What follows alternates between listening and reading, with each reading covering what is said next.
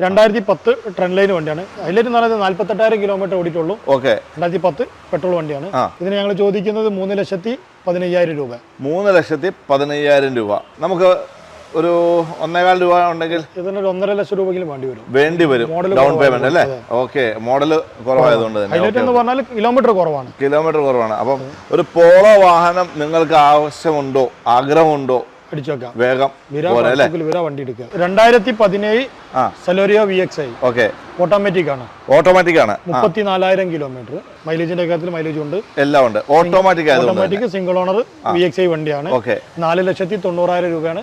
ഒരു 1.5 ലക്ഷം രൂപ ഉണ്ടെങ്കിൽ ബാക്കി ലോൺ കയറും. വെൽ മെയിൻറ്റെയിൻ ആയിട്ടുള്ള വണ്ടി, സർവീസ് ഹിസ്റ്ററി കാര്യങ്ങളെല്ലാം പക്ക.